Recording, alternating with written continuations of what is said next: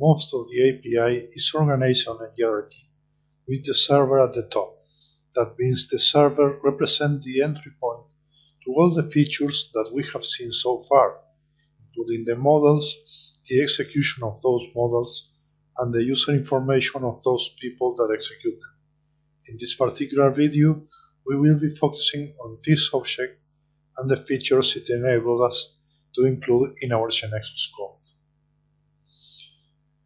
The workflow server has a series of properties that allows us to get information about the execution environment. Those include the current work session of the log user, the user information of the log user, and the global settings for the entire server. Besides those properties, the server object gives us access to a series of methods and functionalities which include connect and disconnect into our GXFlow session, provided we know the username and password. This session is the one the rest of the code in GeneXus will use to execute, and the user will be the one returned in current user. So some functionalities described next might fail if the current user does not have the proper privileges. List all process definitions given a series of filters in a particular order, or directly access a single process definition by using its ID or name. List all activities in a process using some extra filters, or directly accessing one using its ID or name. List all instances or executions of workflow processes using some filters, or getting access to a single one using its ID. List all work items that define those instances, or get access to a single one using its ID. Get access to all calendars defined in a server with its holiday and workday definition, as well as getting access to a single one if we know its ID or name. Get access to all nodes in the processes, that is, obtain information about every activity, every condition, event node, and the link between them. Get access to the organizational model defined on the server.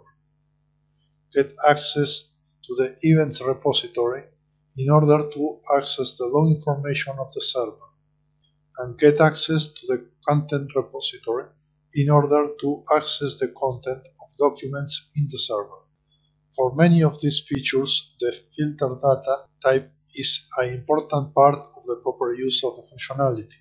The object is a superset of all possible filters that might be interesting to us to include when accessing a series of instances, work items, or such objects. Without it, we would be forced to filter in the application on the complete collection, which can be extremely ineffective in production environments that often works with hundreds of processes and millions of work items. Not all filters apply to all functions, but it is still useful to know which ones apply where in order to maximize our performance in the use of the API. It is also important to know, however, that using a filter that does not apply to a feature does not trigger an error. The user filter applies to every entity regulated by the presence of a user, like assigned work items, triggered events, or document custodians. The role filter applies to entities regulated by roles, like candidates for an activity or users with some role assigned. The organizational unit filter applies to entities regulated by them, like users and roles. The organizational unit definition filter applies to listing organizational units. The process definition filter applies to all entities that include a process definition. Those include work items, process instances, activities, and candidates roles. The process instance filter applies to entities that are defined by an instance, which include documents, work items, and assigned roles. The subject filter applies to the subject of the instances and the work items. This filter is case sensitive. The activity filter applies to work items and candidate roles of that activity. The from and to filters define a lower and upper limit to the creation date of documents, events, process instances, and work items. The name filter applies to the descriptive name of document types, the title of documents, and the names of roles, restriction, user, task, and process definitions. All these filters are also case sensitive. The start and limit filters are used to improve the performance of getting several items to use some functionalities like reporting or paging. Start specifies the offset of the dataset retrieved, while limit specifies the amount of offset returned. Most modern databases support this functionality at the level of the server instead of the driver, improving bandwidth and transfer time with the database, although there might be some restrictions to its use. For example, SQL Server supports this functionality since 2012, but it requires an order to be specified. The state filter includes objects that are affected by the workflow state machine, so it can be used to filter process definition, instances, work items, and documents. This filter is quite complex, since it has a series of possible values, and not all of them apply to the different object types. So let's dig in a little further. When used with process definitions, they can be either enabled, meaning new instances can be created, or disabled, so new instances of that definition can be created. When used on process instances, they can be open running, which means an instance is executed and created normally, open not running suspended, which is when the functionality of suspend in the instance is executed, the state is changed to this state. Also, all subprocesses and active work items are changed to suspended to ensure no part of the instance remain active. Close completed, which is the state used when that instance is completed normally. Close aborted, which is similar to suspended. When the functionality of abort the instance is executed, said instance and all its components are set to this state. Close terminated. This state is used when the instance is terminated unexpectedly, particularly through a deadline. When used on a work item, the state filter can be open active ready when the work item is created, open active assigned when it has been created or taken by a user, open active in process when the work item is in execution, that is, after it was taken but before it was sent, or close complete when the work item was sent back and completed successfully. Let's return to the rest of the filters. The filter created from and created by works similarly to from and to. In fact, they are maintained for compatibility reasons. The filters ended from and ended by work similarly to the previous ones, but for objects that have a termination date, like work items and instances. It is important to detail that work items that are currently open will be cut down if these filters are specified.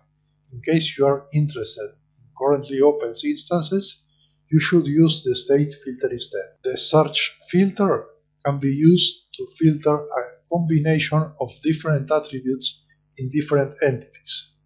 For work items, it filters by its subject, its name, its process name, its task name, or its username.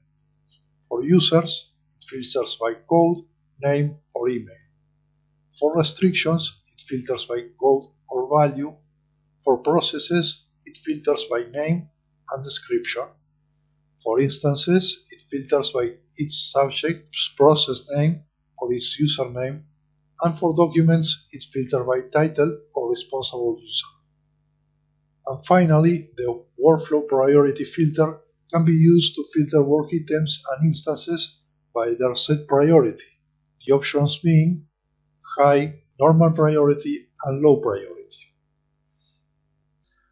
Another object that we have to consider when programming with GeneXus on the API is the workflow context. Generally, objects that have to be used as gateway require the following parameters: the process definition, the process instance, and the work item to identify where in the workflow we are standing. However, since the latest versions of GeneXus, we have introduced the workflow context, which is defined automatically on every transaction and web panel that is called from workflow and includes the process definition that is currently running, the process instance that is currently running, and the current work item. Also, the functionality to check the rights of a particular user with a particular activity. This means that the same code in the same object will behave differently whether it's executed in the workflow or in an external URL. Another important data type that requires our attention is the user. The workflow user data type expands on the properties that define a user in workflow, which include a unique username, a full name, an email, which is optional and not unique, the access level, defining if the user can execute this API on other users or only on itself, a set of roles, organizational units, and restrictions, an external code, which is often used to interface with other modules, like, for example, the GeneXus Access Manager, and whether the user is currently connected, logged, or out of office. In the case of out of office, the properties also include its substitute. Besides those properties, the data type includes a lot of functionality. You can get the user current for list, or the list of processes the user has rights to start, using the filters described before. Provided your user has enough access level, you can also get the roles defined by the organizational unit that the user has. You can assign or remove roles, organizational units, and restrictions from these and other users. Also, as an administrator, you can block or enable a user or set it as out of office, in which case you may also select another user as its substitute. Finally, you can force to rebuild the work list. Doing so will reapply all rules related to candidate roles for the work items the user may have, considering the proper restrictions and organizational units in order to, in essence, refresh the list of items a user may take and execute. The server installation is configured by default to perform these calculations for any change in the user rights as well as movements in the state machine. But since they can be resource intensive and time consuming in environments with dozens of roles, hundreds of users, and millions of work items, you are given the option to disable the automatic rebuild and manually trigger it under certain conditions. For example, when a user logs in. The last set of data types we would like to discuss are the roles, restrictions, and organizational units.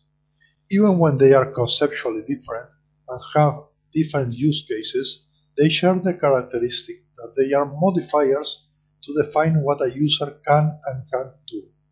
As such, all of them have a name or a value, and also the functionalities to add or remove users to the metadata.